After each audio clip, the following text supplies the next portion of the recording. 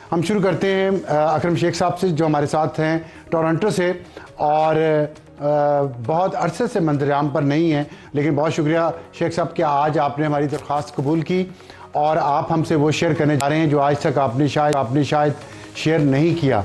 तो ज़रा बताइएगा कि जनरल फैज़ जब DGISI थे, जिस दौर में दिसंबर 2019 में आपके घर पर डाका पड़ा, उसकी तफसीलात थोड़ी मुख्तसरन हमें बताइएगा।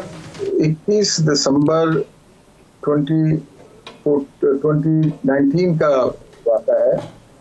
रात जी गुलजार साहब की अगले दिन 21 तारीख को ओथ टेकिंग थी। तो वहाँ एक बात आप जानते हैं, मुल्ला जान साहब अपने चर्च के बहुत अच्छे साथी हैं।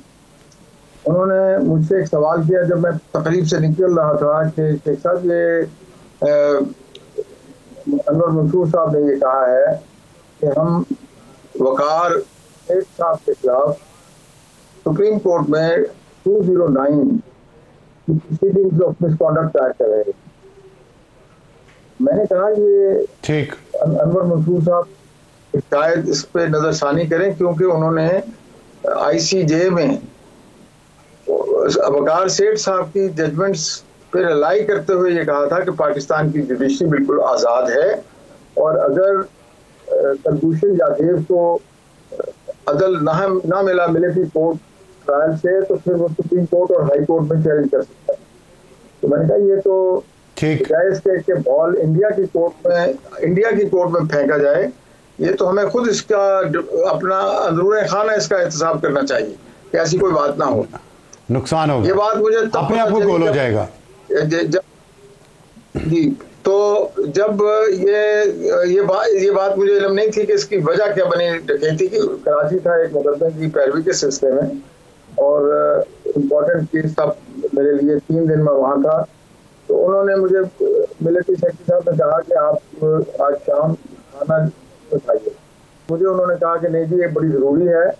और फिर मुझे उसके बाद जो एक बहुत बड़े काबिल सद एहतराम दीनी रहनुमा हैं और बहुत ही फलाह का काम करते हैं, बहुत अच्छी दरगाहें बनाई हुई हैं उन्होंने, उनके सेक्रेटरी ने मुझे फ़ोन किया कि आप ज़रूर आ जाएं। तो मैं बहुत बादल नाखास्ता मैं चला गया। अगरचे मैंने जनरल बेग का मुकदमा बहुत तवील अरसा लड़ा, तो जनरल वहाँ मैंने देखा वो उन्होंने कहा कि आपके साथ वाक़या हुआ है 21 तारीख को, उसकी खबर बैनुल अक़वामी नफसियाती इदारों ने नशर की है। मैंने कहा जी मैंने किसी बैनुल अक़वामी नफसियाती इदारे को ना किया और ना मैंने कोई अपना इंटरव्यू दिया है या ना मैं उसकी प्रेस रिलीज जारी की है। तो उन्होंने कहा नहीं, हमें आपने असल में कुछ तकरीब में ये कहा था कि आप जो है वो अगर वो वकार सेठ के खिलाफ कोई प्रोसीडिंग की गई तो आप शायद खुद बैनुल अक़वामी अदालत में जाके दरख्वास्त देंगे। मैंने कहा मैंने ये कहा था कि इंडिया की दरख्वास्त देने की बजाय हमें खुद एहतसाबी करनी चाहिए और इस तरह के कामों से बाज आना चाहिए। और मुझे बड़ी खुशी है कि मेरी उस तजवीज़ पे या अपने तौर पर उन्होंने नजरसानी करते हुए उनकी जो बोस्ट था उस पर अमल दरामद नहीं किया और सेठ वकार साहब के खिलाफ रेफरेंस फाइल नहीं किया। मुझे और तो हमारी पाकिस्तान की मुमताज़ दीनी शख्सियत इस बात की गवाह है। आप हमारे बड़ों से शामिल हैं, आपका बड़ा अनब्लेमिश्ड कैरियर है।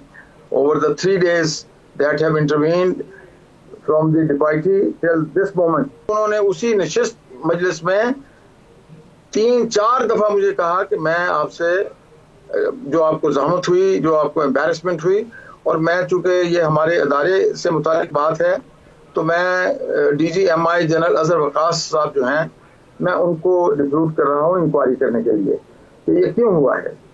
आप ये कीजिए कि आप चूँकि बाहर एक आलमी प्रेस होता है, जनीवा भी आपकी विजिट है, आपने लंदन भी जाना है, तो आप किसी से बात न कीजिए। मैंने कहा जी मैं बात नहीं करूँगा, मुफ्ती साहब मेरे ज़ामन है, लेकिन मुझे बताइए कि मेरे साथ ये क्यों हो रहा है। मैंने कहा जी जब से मैंने मुशर्रफ का केस किया है, मुआशी नातका बंदी मुकम्मल तौर पर 2014 से आप मेरी इनकम टैक्स की रिटर्न्स देख लें, मेरे जो अपने थे अपने मेरे क्लाइंट्स उनको भी इन्होंने बुला के आप इसको इससे रवाबत ना रखें, तजारती रवाबत और प्रोफेशनल रवाबत, आप इससे बहुत अच्छे वकीला हैं और ये इसने नाराज किया है खामखा हमारे मुख्तदार अदारों को, तो क्यों आप इनको काउंसिल करते हैं? नहीं, उन्होंने कहा वो चीजें आपकी वापस मिली? नहीं, मेरी अर्ज सुने ना, उन्होंने मुझे 3 फरवरी की तारीख तय कर ली मुतफिका तौर पे, 3 फरवरी 2015 की 2020 कि आप बाहर से हो आए 2020 शरीफ की हाथ तो 2020 और हेग से हो आए और जनेवा से हो आए और हम 3 फरवरी को मिलेंगे। उस वक्त तक आपकी चीजें जो आपसे जो है वो ले गए हैं वो भी आपको मिल जाएंगी और हम आपको बिल्कुल विंडिकेट करेंगे और हम आपके वेल विशर हैं।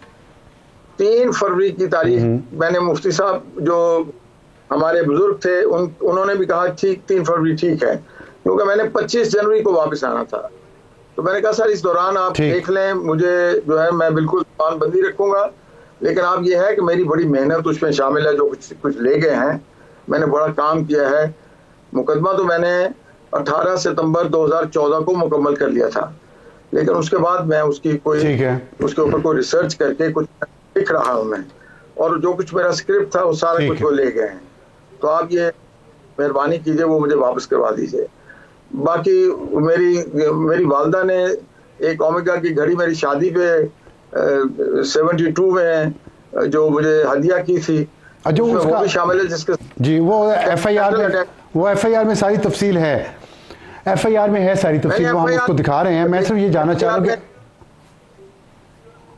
सर आप मेरी अर्ज सुन, तो ये क्या मुमकिन है कि एक एफआईआर जिसमें मुझ जैसे फकीर आदमी के घर पे 3.5 घंटे तवील कनपुटी पे पिस्तल रखते हुए ये सारी वारदात हुई, उसके ऊपर मेरा बयान भी कलमबंद ना किया आज तक किसी ने, कि कोई तफ्तीश नहीं की। अच्छा, क्या ये आम एफआईआर में ऐसा होता है? किसी ने कोई तफ्तीश नहीं की। जनरल अजहर वकास साहब ने 3 दफा मुझसे मुलाकात का मुझे शर्फ बख्शा और उनके साथ मैंने सारी बात उनसे कर ली। उन्होंने कहा जी आपके 2 तनाज़ात हैं। मीमो गेट में आपके साथ मुसव्वर मंसूर एजाज की तरफ से आपको वकील होने के लिए हमने आपको परसुएट किया था और उसका मुआवजा का प्रॉमिसरी नोट हमारे लोगों ने आपके हवाले जमानत देकर आपको दिया था।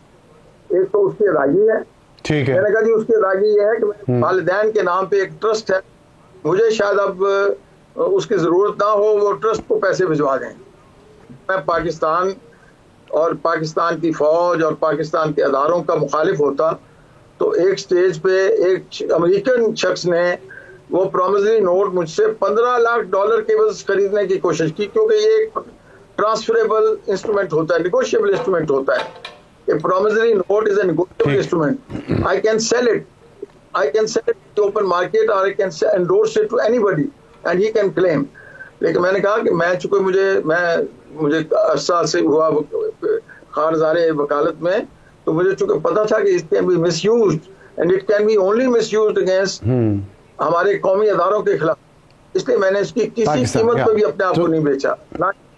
तो दूसरा तनाज़ा क्या था? तो इन दोनों जी, दूसरा ये मेरे साथ जो मुझे हरासा, मेरे मुआशरती मुकाता, मेरा मुआशी मुकाता, और दूसरी बात यह है कि मेरे ऊपर सर्वेलेंस जो है, कांस्टेंट सर्वेलेंस। आपको पता है मेरी अहलिया, मैं हज से शुक्राना अदा करने के लिए हज पे गया, मैंने रिकॉर्ड 3 माह के अरसे में हाई ट्रीजन ट्रायल मुकम्मल किया। पहला गवाह 17 जून को हुआ, 18 आखिरी गवाह 18 सितंबर को मैंने मुकम्मल कर लिया, और इसके बाद 18 सितंबर 2014 19 तक 5 साल अगर मुकदमे का फैसला नहीं हुआ तो वो मुशर्रफ साहब यहाँ से गैर हाजिर चले गए, और जिन लोगों ने उनकी सहूलत जारी की है पूरी कौम उनसे वाकिफ है। तो ये दो, ठीक है, बहुत शुक्रिया अकरम जी। हैरस नहीं किया जाएगा। जब 3 फरवरी को मैं दोबारा मिला तो हमें कुछ वक्त और दे दीजिए, हमें मनाने में कुछ देर लग रही है, वो जो आपके बाकी हम कंपनसेट करने को तो तैयार हैं, लेकिन आपका जो आप कह रहे हैं कि आपके डॉक्यूमेंट ले गए हैं और वो कोई communication messages communicated between higher officers वो भी उनमें शामिल है, तो उसके मुतालिक मुझे अभी तक मुझे नहीं मिली। अगर आप कंपनसेशन के लिए तैयार हों तो आप कम करें, हम आपको कंपनसेट करने को तैयार हैं। लेकिन आपका जो मुसव्वरे की बात कर रहे हैं, और अफसर आलम साहब वो इनसे वो सेफ्टी डिपॉजिट लॉकर नहीं खुला, ये उसको निकाल के ही ले गए। सेफ्टी डिपॉजिट लॉकर जो मेरे बेडरूम के अटैच्ड कबर्ड में नस्ब था, उसी को ले गए हैं ये। तो मैं तो अभी तक नहीं मिला मेरे साथ उन्होंने अभी तक मैं कहता हूँ आज तक मेरा किसी ने बयान ही नहीं लिखा। पुलिस का मुकदमा है, FIR दर्ज हुई है, मेरे कुक की तरफ से दर्ज हुई है, और इन्होंने अपनी हमारे पास वक्त खत्म। शुक्रिया अकरम शेख साहब हमसे बात करने का, और बड़ी तफसील से आपने बताया कि आपके साथ क्या हुआ उस दौर में जब जनरल फैज़ का तोती बोलता था, तोती या तोती जो भी है।